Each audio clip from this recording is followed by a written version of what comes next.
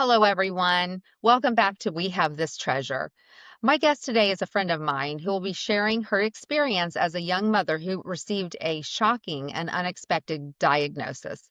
We'll be talking about the Lord's provisions through that journey and the insights she gained as well. Thank you so much for joining us. Let's jump right in.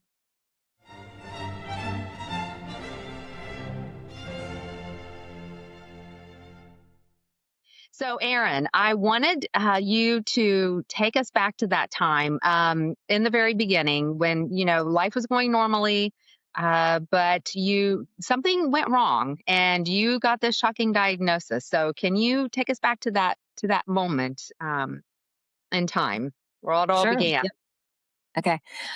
It started back in September of 2011 when I was 32 and I had two daughters. One was 3 years old and one was 8 months old. Naomi was the youngest and she wasn't even crawling yet. She'd never taken a bottle. She was nursing. Um, and I noticed that I had a lump that wasn't going away. Mm. And I really was not very worried about it. We went through weeks of getting um, biopsies and different tests done that seemed to point to it not being anything dangerous. We just wanted to make sure, any infections were taken care of. I did technically have a really bad cough that they later said was not related, but the cough almost bothered me more. And I'd go to urgent care, they'd give me antibiotics, and then as soon as those wore off, it would come back. But the cough was a concern. And yet, like I said, they later we found out my lungs were affected, and yet it didn't seem to be related to the cough. So Wow. anyway, it was a scary time, but I knew the Lord. We were trying to rest in Him and just focus on parenting. I taken time off from my career because I really felt called to raising these kids 100% of the time. So, around Thanksgiving, we finally found out that lump was more than just an infection or something. And we went in the course of 48 hours, we went from a misdiagnosis being told that it was nothing to worry about at all to it was cancer. And within that, we found out it was actually stage 4 incurable breast cancer that um, there's no treatment for. There's no treatment that is even intended to cure you once you get to that point. It was inside my lungs and my bones, including my spine. Um, and yeah, just our world really kind of shattered. Yeah. I went from I remember like my prayer request, something like the week before this lump was about Naomi sleeping through the night, things like that. Just the things that feel so important when your kids are small. And yet in reality, um, there are just bigger life and death issues that were going on. We later found out this cancer had been growing for 8 years, but it had been completely undetected, which I think was part of the Lord's plan. I had good health care and I had a nursing um, helper when I had my first daughter. No one noticed anything. So I think he really had it hidden until this moment. And it really was for his maximum glory later. But um, I'll save that part. But yeah, so it was a huge shock. And um my husband and I had been married for maybe 6 years or so by then. And suddenly we felt like babies. We felt like we were way too young to have to deal with life and death things. And we kind of felt a little like we didn't have a shepherd. We just suddenly it's like, who's gonna lead us through this? And it had to be the Lord because the doctors couldn't do much. Yeah. That is so striking, Aaron. And one of the things that kind of comes to my mind as you're talking is um, if you could you kind of gauge your relationship with the Lord at that point? Because I know you as a really strong believer with a really strong testimony, but I didn't know you back then. So, how would you say that you and Yaakov were kind of, walking with the Lord at that time, Uh, if you don't mind? Sure. Yeah. So I came to know the Lord a year before Jakob and I got married. So I'd say then, the year doesn't come to mind right now, but it had probably been 7 or 8 years. I'd been really lost and I got really saved. Even though there's only one, acceptance of salvation, Mhm. I went all out for the Lord when I did come to know him. And so I'd been at the time we we since I met Yaakov, he had recently been more in love with the Lord also. So we were both seeking him, and but neither of us had ever really belonged to a church. We'd attended them, but we didn't have that full community involvement where you also would say that your pastor is your shepherd and your guide. We do have that now, and we had some of that during this, but we hadn't grown up feeling like we would go to the pastors for advice. We thought more like we read the Bible and we do our Bible studies, and then we'll be amazing. So um, Mhm. I had been at the time, I would try to read through the Bible in a different version every year. So I was doing things like that. But so I had some good Bible knowledge, but maybe not as much life experience with kind of what to do with it and how to do it. So I Mhm. really felt resolved to to trust him through it. I didn't have any kind of doubts from that, but the kind of how to trust him, it was still up in the air a little bit. Mhm. Yeah, that makes sense. And just also wondering before we start getting into the kind of the thick of, what happened after the diagnosis and where do we go from here? Um, because I know you'll talk to us about community, but at the kind of beginning of this, the initial diagnosis and whatnot, did you feel like you had a strong community of people beside you at that time? Um, No, it turns out I did have a great community, but I mm, didn't know it yet. I think that part of our lifestyle, we both came from academia, and um, there was so much pride in our lives that we were just blinded to the need for others. And I mean, we liked socializing, but we didn't feel like we needed a church body um, to thrive. So, for example, during all those weeks of uncertainty of what was going on, um, I I pictured going through all of this without ever telling people. And that, even if I had to lose my hair or something, people wouldn't know why. And then just later it'd be like, guess what? God did this great thing. And I was convinced that that would be a pillar of faith. And now I'm not really sure what I was banking that on, but I just thought maybe that was how I would show my strength in the Lord. Um, but he flopped that all over the place. So we'd only been at our church for um, maybe about a year at that point, and so we'd gone to a community group. But I mean, it was pretty surface level stuff that everyone was talking about, mm, and those women especially, but I mean the families. I mean, they walked through it all with us. They wept through it all with us. I remember the first day of. Um, I think we had just gotten the diagnosis, and they kind of said like, "We're going to not do our normal stuff and just dig into how you guys are and praying for you." And I was actually mortified because it was like, we're going to make this all about me. I just envisioned people not wanting that and having it be awkward, or maybe somebody only really needy would be someone who would need that attention. Um, but instead, it's almost like they forced the blessings on us, and we were so weak, and the Lord used that to really get to us. I cannot imagine. I mean, the whole time it's like, I can't imagine walking through this without the Lord at all. But also the blessing of his people was enormous. I mean, that's probably the primary way he blessed us through it. And um, it was, I never felt lonely in any way. And that would have just made it so much worse. I mean, I felt known and loved and seen. And I mean, even today, I don't always feel that. But during the hardest time of my life, I knew without a doubt how well loved I was. So it was really sweet. Well, that'll really speak to some people because I think a lot of us secretly do think that if we were going to go through something huge like that, we would come out, on the other side and be able to share with people, look what the Uh-huh. Lord did, Uh-huh. just the Yeah. two of us or what have you. But Uh-huh. he Yeah. oftentimes does work through people so much, doesn't he? So, Yes. yeah. Um, so I hear stage 4 cancer. Uh-huh. You said Yep. stage 4? And my mind immediately goes to, oh my goodness, how are we still talking today? So Mhm. Yeah. can you can you give us some more information about that? Sure. Yeah. So we knew the whole time that if it was cancer, it would be bad. Partly that cough, which, like I said, wasn't even related supposedly, Mm, but the primary lump was more than 7 centimeters across, which is really big. And so the real distinction between stage 3 and 4, 3 is curable because it's contained to that area of the body, whichever area it is.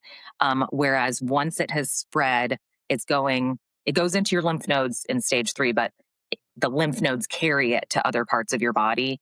mm, And from what I understand, it's basically like once once it's loose, it's smarter than us. It's more than we can manage. And so because it might be you're zapping it in your hip, and then while it's growing in your liver or something. yeah. And so that was the big problem of what made it incurable. Um, it was also really hard because I just I can't tell you what a baby I felt like. I was 32. I felt like I was 12. Mm, And I didn't even know that I had a breast cancer risk. I since then have learned that I do. And I have a genetic mutation. Yaakov and I are both Jewish believers, and we both actually have it, which means most likely our kids do too. mm, Um, but so it it's called BRCA1, and it does make you more predisposed to it. But it was just such a shock. I just thought that if you got an illness like that, of course you could be healed. You just like by from medicine. You just like maybe it wouldn't work. I had never heard of such a thing as like no, there just isn't. There's just mm, no cure.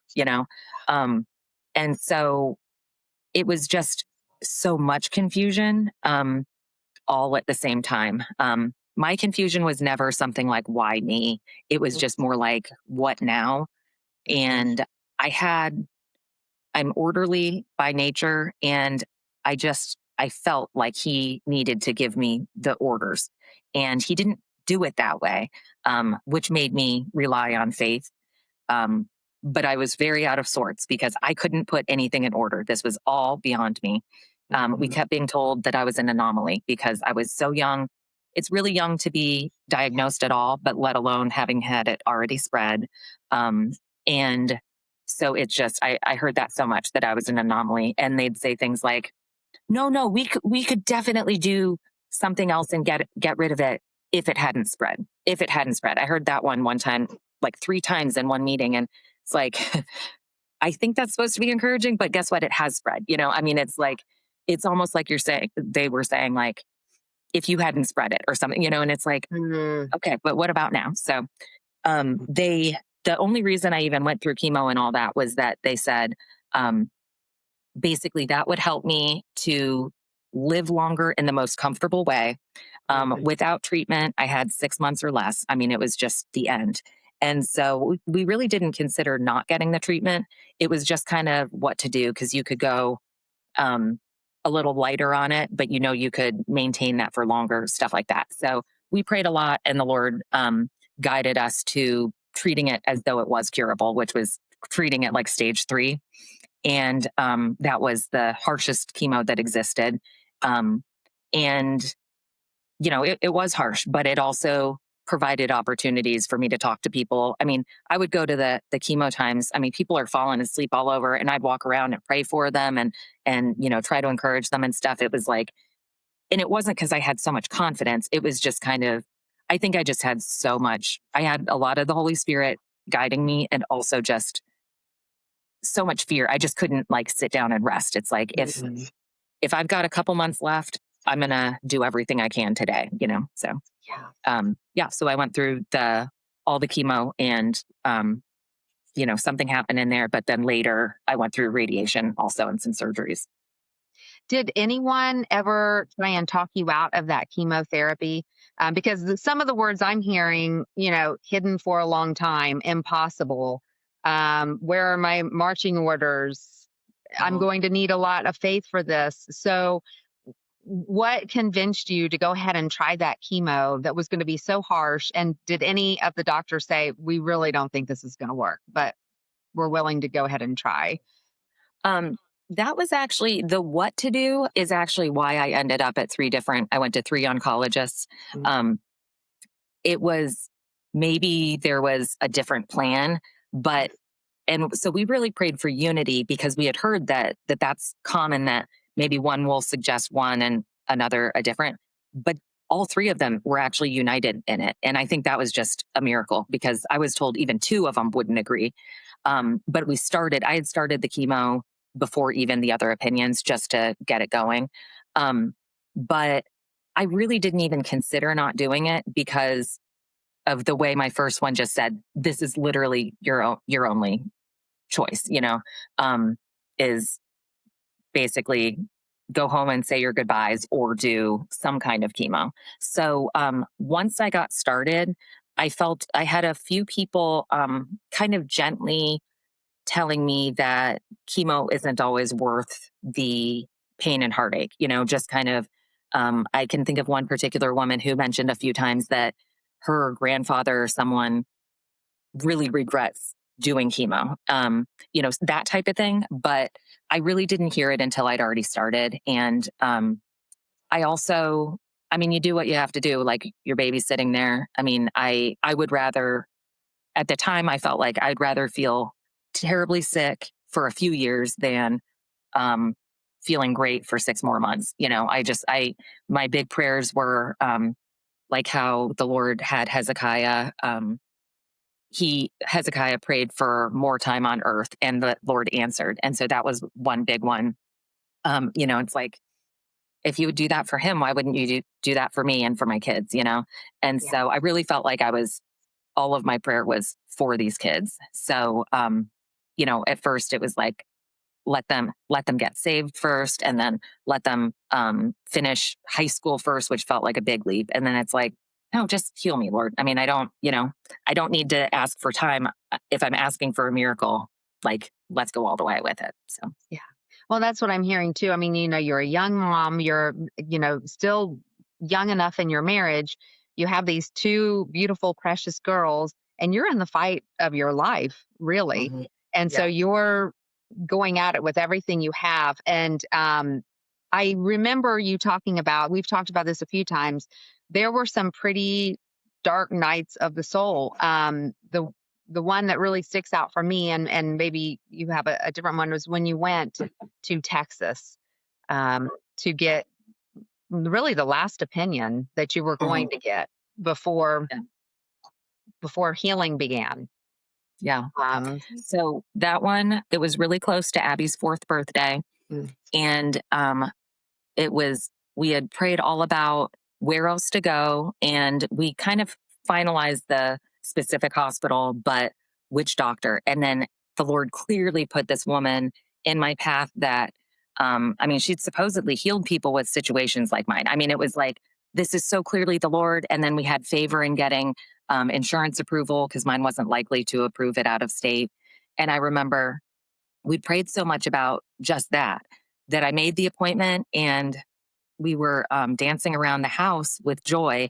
And we were holding, Yaakov and I had Abigail, in a circle, all holding hands, and we are jumping and just like screaming and so happy. And she said, "Oh, did you get healed?" And it was like, "No, baby, I did not get healed. I got an appointment." Um, and that one really hit me. That wasn't even the night you're mentioning. I'll get to that, but that one cut deep too, because it's like I just didn't want this stuff to be a surprise to the kids. I wanted to be honest and I also wanted them to be able to pray. Um, and then just the reality that clearly she understood enough that a celebration like that would be such a big deal. And that there's nothing I can do to give her that answered prayer myself. It's only Jesus. It was so scary and sad. yeah. Um, so we went as a family to Texas because they said they'd set it, like I had an appointment for an intake. They had all my charts, and I was supposed to be there for at least 1 week, and we would be redoing tests and whatever else. And so, of course, we were hoping that they would just think of some amazing treatment. while we're there. And so this was actually the third of my kind of opinions, but this was the big one. And so people warned me, two different people warned me, don't let them give you too much hope. They're known for that. So I that's what I expected. I thought maybe they'd be holding my hand and promising me things that who knew if they'd come true. But instead, it was the opposite. So, I mean, literally nothing was as expected. So, Yaakov kept the kids back at the little rented apartment while they were napping. And this was just supposed to be intake. I didn't even think I'd meet the actual doctor. And I just lost my hair, which ended up being so much more miserable than I had expected. And there was a rainstorm. So, like, my little scarf was, lopsided, all this stuff. And just my shirt was soaked. I had no umbrella. And I got there, expecting all this hope. And she brought in, I think, I mean, it was several different offices of people, like pharmacists and things like that, like a team. I want to say it was like 12 people, but it might not have been that many. Um, but I guess they were just there to witness this stuff. Like, they did not have any other opinions than she had. And she just kind of looked at my case and she said, "There's nothing we can do for you. We do agree with your treatment, but it wouldn't even help anything to do it here. There's nothing we can recommend." I was asking about, like, I could travel. I mean, anything.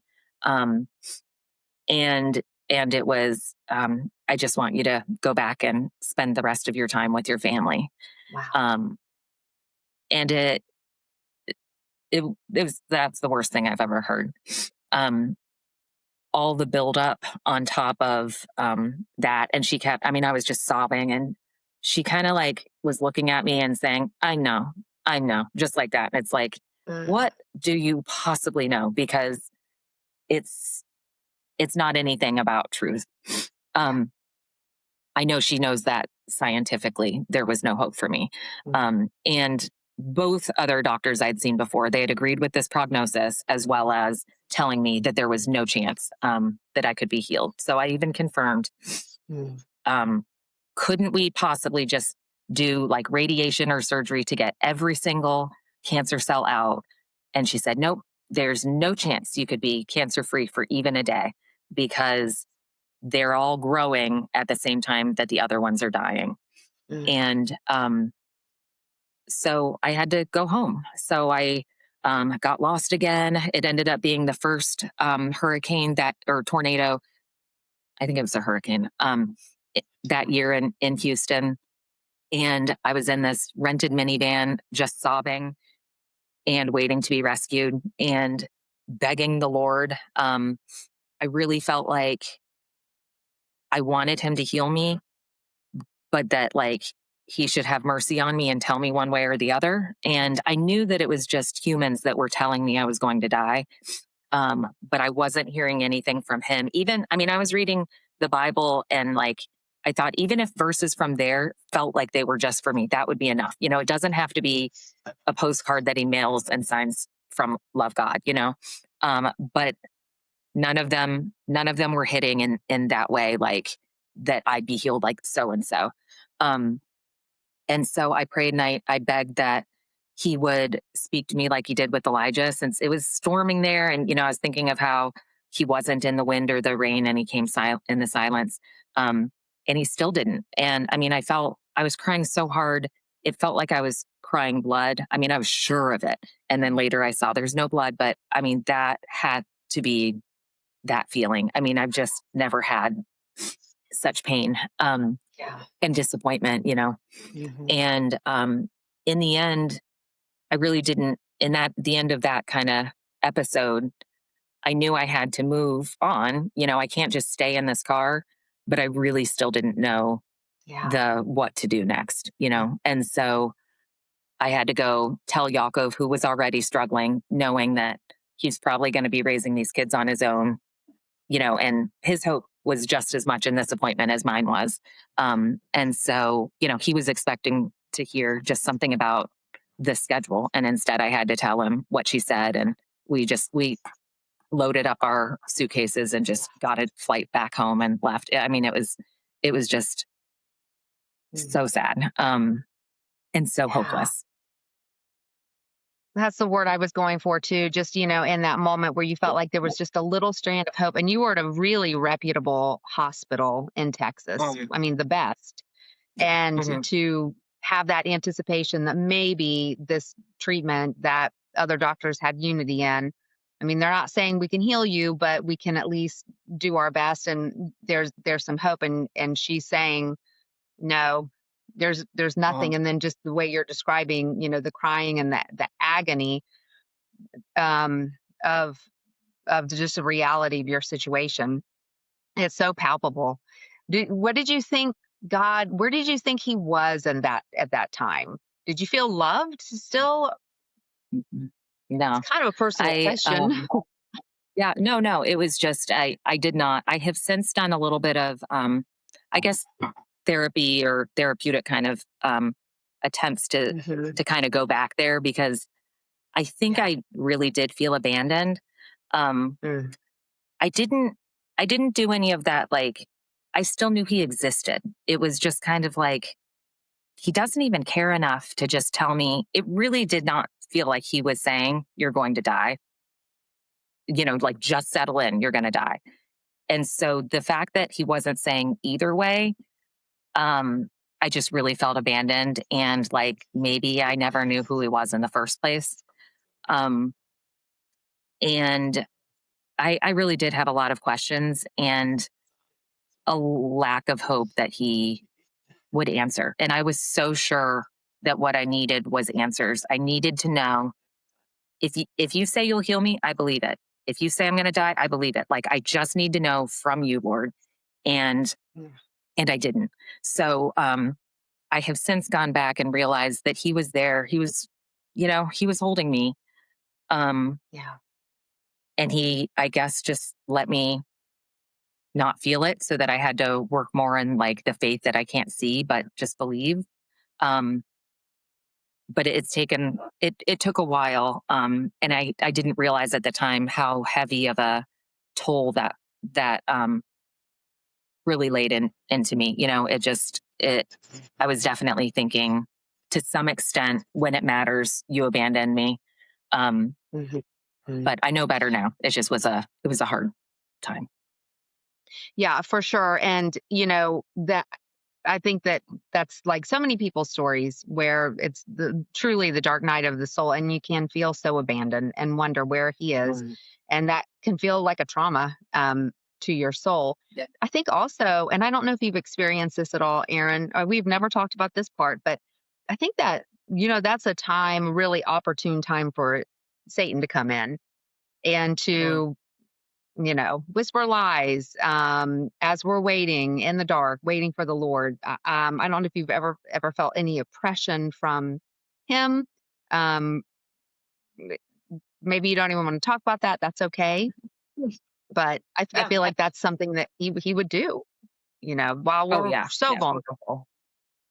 Right. Yeah. Oh yeah. And I'm an open book. I'm happy to talk about all of the things. He definitely was getting me with fear. Mhm. And of course, I didn't realize it at the time. But the best advice someone gave me that I realized would have made a big difference was she said, "Don't go there." And she wasn't even a believer. She was just kind of saying it like in general, don't let your Mhm. mind go to these dark places. But I really do think that that's the best way Satan in my situation, the best way he really would get a foothold was Mhm. I felt like I needed to think about this stuff and plan a little bit for the sake of maybe like preparation. And what it Mhm. really was I would go down a rabbit hole of statistics or I'm trying to find some kind of treatment, but instead it's only bad. It brought me down, and it was just it's like it brought me down in the pit with Satan, and it's just a lot harder to get out of that pit once you're already in it. And so I think just looking back, so much of even all my sleeplessness and lack of being able to focus on anything else, so much of it was fear. And definitely the Bible says something like 365 times, do not fear, and that means that Mhm. not only is it a big problem and God means it, but also that means that a lot of us are very tempted to fear, I mean, he Yeah, wouldn't need to for say it if we sure. weren't inclined to fear. So I think, 100%. uh, Right. yeah, yeah. So I think that's probably the biggest thing I would change about that season too. And it was definitely him just attacking me and me falling for it. Um, Yeah. yeah. Now I do recognize fear more in someone's statements. I think I've got like a Mhm. little extra discernment and I'm like, ooh, that's the fear of the enemy or from the enemy. But in my Yeah. own self, I wasn't hearing it at the time. Do not worry about tomorrow, for tomorrow will worry about itself, for each day brings enough trouble of its own. I had that one written on my wall. Um, and that one is true for most of our situations. I think a lot of us, um, we're almost good in the really hard, big things, but on a daily basis, we're more inclined. I Mhm. mean, some people are the opposite, but myself and some others that I know, it's more like that. Like I can stand strong, even maybe with like the cancer diagnosis. Like the first time, I'm not even crying, but sometimes I'll lose my mind over just like little things coming up later in the day, or that's getting me just letting small things turn into big things usually has some kind of fear, or just all those little worries and stuff that build up. Yeah, yeah, that makes total sense. So so there we are. You're in Texas. It's that huge rainstorm coming in, probably a hurricane, maybe a tornado, and you are sharing with Yes. your husband Hmm. the Yeah. what you were just told. How is he Hmm. responding to that? Yeah. Um, it was really hard. I was very worried about him through it because both of us, we really struggled. It was so hard that um, we, it was hard to be comforts to each other. We both knew how broken we were and we handled it differently. He was kind of numbing out. I was obsessing about the Lord and obsessing about cancer, all of the things. And that was almost the opposite of what he needed to do. So I can't call it anything but hard. I mean, um, Yeah. he was also surrounded with community, but I'm not sure it was quite as helpful to him. Maybe it was, but just it didn't seem like the balm to his soul that it was for me. Um, and so, yeah, it was really hard. And I think, yeah, we're stronger now, but probably if we could redo it, we would find some way of being there more for each other. It was, yeah, I don't have any depth of wisdom on that other than just it's just so hard. It's hard to be a Yeah. caregiver, sometimes harder than being the patient. Mhm. Yeah. Mhm. Well, and men and women are so different, and actually that kind Hmm. of makes me think that sometime I would love to interview a man who has been in the situation where his beloved Right. bride has been diagnosed and Hmm. they have small children and Hmm. as the provider and the one who is taking care of, that's got to be quite a burden, Right. Yeah. wanting to take care of the family that you love so much. Yeah. Oh yes. Yeah. Yeah. So you came back to Tallahassee. Mhm. I'm So and mhm. yeah. Okay. So we came back to Tallahassee, and we were just in mourning, Mhm. but knowing. So I hadn't mentioned that when I was going through the diagnosis phase, the Lord had me start a blog, and I was still in the private phase back then, but I felt this compulsion to type up and share every single thing. I actually just went back and was looking at it a little bit before this, and it's kind of embarrassing. I mean, but it didn't even feel embarrassing. It felt like as important as eating and breathing.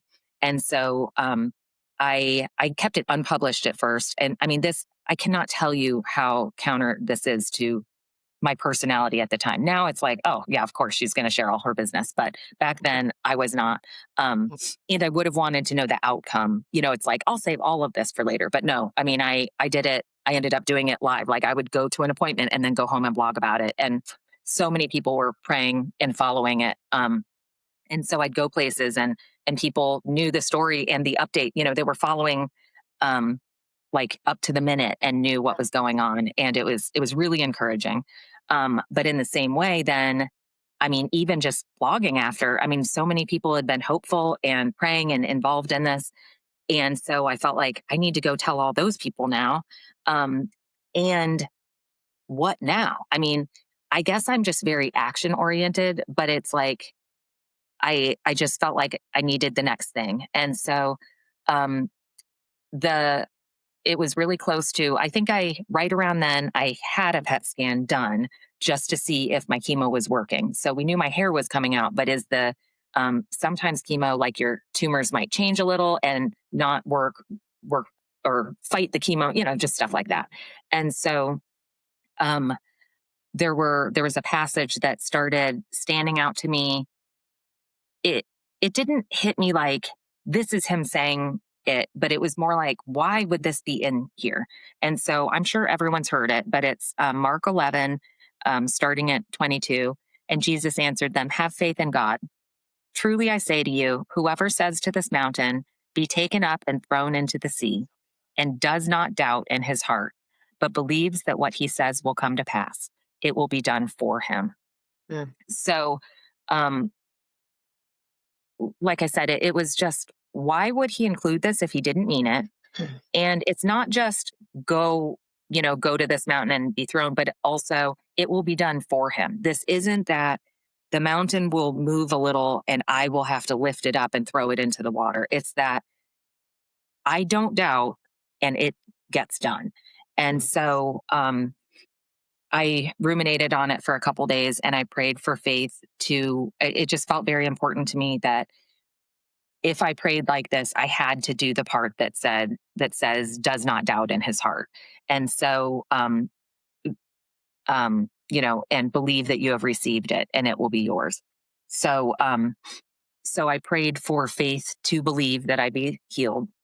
And because I had gotten I mean, I could still feel my tumor, by the way. I mean, my second oncologist actually said he could see my tumor through my shirt, So, I mean, Mm. it was in growing rapidly too. Um, Mm. so it's not like there was no reason to think the chemo, wasn't working, but also we knew what I still had the cancer. Mm. And so I just decided to do that and to pray and to ask everyone on the blog and everyone we knew to pray that the that my cancer, that the Lord would heal it, and specifically that it would show up in this PET scan. And so the PET scan, I think it was taken after 2 really harsh chemo treatments, but that's it. There's a total of I think 11 that I did. So this is literally just the preemptive part or the starting point part. So I ended up going outside and just praying, like praying to cast out the enemy and cast out all the cancer, and for faith to believe that he had healed me. And I went out and did that. And then I think then I did start trying to say that I'd been healed. Um, it was, it was hard. I didn't just like deeply feel like, okay, it's done. I'm taken care of. It was more like, maybe, and I know it says does not doubt in his heart, but believes it. So it was like a continually, Lord, help me to believe this. But I think it was like 36 hours later that we got the PET scan results, and I just was getting my blood taken in the little triage part, and my oncologist came over and said, "Your cancer, it's all gone. I've never seen anything like it." Wow. Yeah, it was gone from my lymph nodes, from my lungs, from my spine, um, and from inside my bones. There was a little bit left in the primary tumor, and that's the curable part, right? Like all of the spreading part is what they keep saying. No, because it's spread. No, because it's spread. But guess what? The spread is what was all gone. And so, I mean, it because there was that little bit left, I went ahead and I just finished all the treatments. We just used that as the sign. Mm. But still, my oncologist, I mean, I get all the follow up now. Like he hasn't changed his mind. He still talks about I'm his miracle patient. He takes he's some students who are in training, and he shows them shows me to them. I mean, like this isn't like which is exactly what we prayed for. We prayed that not only would he heal me, but that they would all know that it was God who did it, that this would not be some sort of surprise, the medicine worked, which God might have used the medicine to make it Mhm. work. Mhm. but this was his intervention. I mean, man didn't even try to pretend that this could heal me. And whatever God did, he used it to heal me. So, yeah, I mean, I just the beauty even of that moment. I mean, I can just still see his face and his arms. I mean, it, he did it, every dream and prayer that I had that whole time. He answered all at once, and for all those people who had been praying and following along and caring for us, and tons of people who weren't believers were following, Mhm. and they all got to see that he did it. So, Wow. yeah, I mean, it was just beautiful. I would have loved to have seen him. He probably went out of his way, your oncologist, to find you, to tell you Yeah. that because Mhm. you were probably gonna see him that day at some point, I would Yes. imagine, Yeah. but he went to find Yes. Yeah. you, and, Yeah. was he just filled with joy about that and wonder? Yes. Yeah. Yeah. Yeah. So the way it works there is you normally go do the triage stuff with the blood and blah, blah. And then you'll go wait in the waiting room again and then get called back to his office. And so instead, I mean, he had his report. So he had read it and came to tell me. And then Yakov was waiting. He normally had to work during these appointments, but he came for this appointment. And he missed that opening line, of course, because I was in the triage. But then we got to go back and talk with him more. And yeah, it was just glorious. I mean, he he did have moments afterwards of deciding the cancer had come back. So there was one time he dragged me over. I had a lump in my mouth, and he dragged me over to the dentist that was next door and said, "Look, check this for cancer." And he's like, "It came back, blah, blah, blah," But every time he's thought that, it hasn't. And so even those, um, it's just another chance for the Lord to be glorified. Yeah. And if this had been stage 3, or, they'd always thought this medicine could cure me or something, none of this would happen. It would have just been like, awesome, high five, what a blessing. But Yeah. this is every time he thinks that it's something, every time I need to go back for a follow up, or I run into someone that I had chemo with, or even someone that I knew when I was bald, all that kind of stuff. Like, it's another chance to talk about why I'm still here. And it just makes all of the hardship totally worth it. I mean, beyond worth it. Yeah. It's so hard to know this side of heaven why some people are healed in this way and some aren't. This is kind of hard to explain, but I used to talk to someone else who she had been healed, and she ended up later, it came back and she Mm. passed away. Yeah. But it's still true about the healing part. Mhm. And so I was healed before she was, and then maybe 6 months. And when she was healed, it was probably um, it was at least as special for me. Sometimes I think maybe more special. Mm. And part of that was because um, this experience with the Lord, our Savior, it it's so personal. Mhm. Um, maybe He heals us all the time when we're not even aware we're sick. Like maybe someone else had cancer and He took it away and they never knew they had it. Mhm. But in this case, He did a real miracle in me that I'm aware of. And because of those highs and lows and the desperation and the amount of just like time and pain I poured into praying and seeking him over it, um, those really built up to be just to be the magnitude was so big, that the magnitude of the healing felt so big. It felt much bigger than even just extending my life to raise the kids. And it's just so personal, and it gives you more awareness of how big he is Mm. and how much more loving he is. Um, how much more loving it really was for him to not give me what I wanted. Um, I've experienced the goodness of God, Mm. and his goodness doesn't fit into my expectations of him. And that's because my expectations of him are so low. Mm. Um, and yeah, it's just really glorious and special. And I want that for everyone. I think Paul, Apostle Paul, in Colossians and Philippians, I've noticed how deeply he seems to love that church or those churches.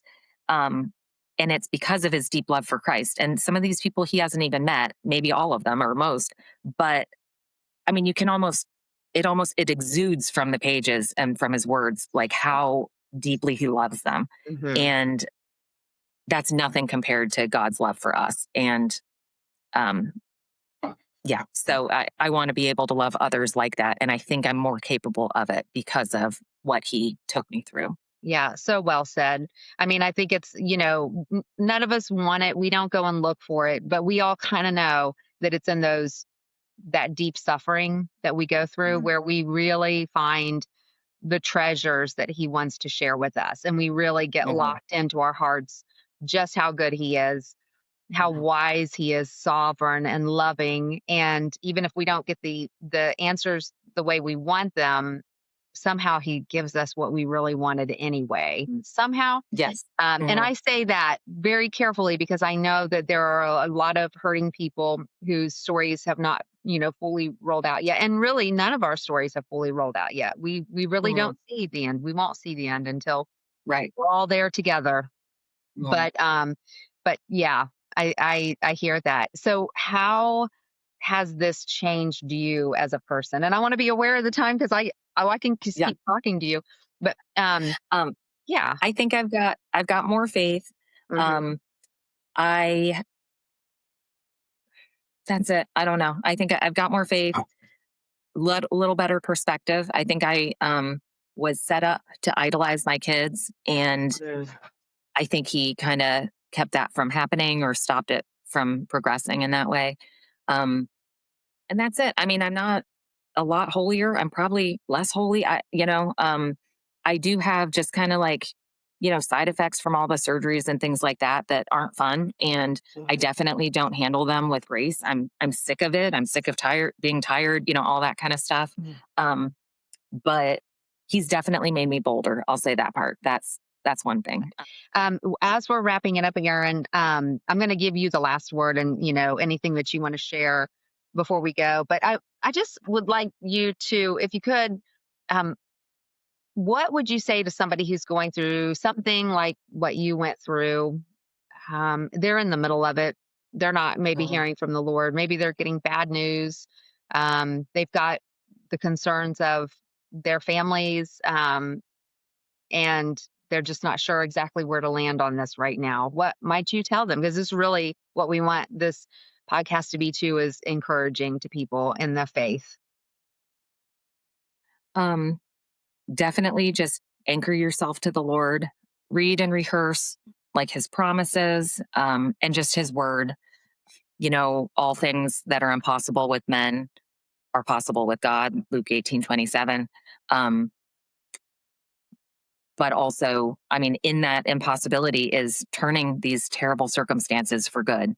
Mhm. And he is more than capable, and he does plan that. He will turn this for good. It's just, of course, we don't always know what that good exactly looks like. But um, yeah, and just, find godly community and trust God and, you know, with your circumstances. Yeah, yeah. It's a good word, because he really does take things that are our most, darkest nights and shine his light into it and places that we never thought possible in a ways that Yeah. only God can. So, um, Aaron, what would you like to say as we wind down? Just giving you that last word. Um, I don't know. I really feel honored to get to share about him. And I just really hope and pray that it's encouraged others. Mhm. And, and maybe can encourage others to share their good news because he gives it to us for a reason and we can steward it.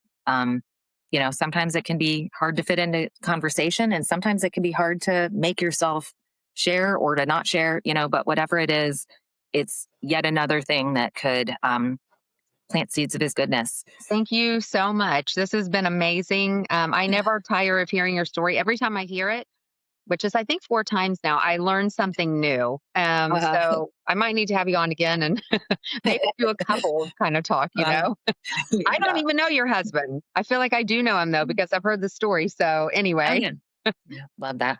yeah. Okay. Yeah. I'll pray us out. Thank you. Lord, thank you so much for being our treasure and for seeing us as treasure. Thank you for forming us to be more like you, and for being so sensitive and gentle with us to mold us in the way we should be, but without as much pain. Lord, we know that you are kind and gentle and lowly with us, in spite of how we often behave.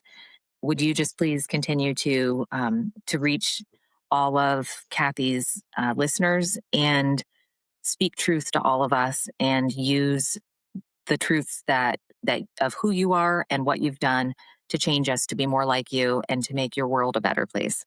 Thank you so much, Lord. In Jesus' name, amen. Amen. Amen. Thank you, Erin. Okay. Sure. Okay. Thank you.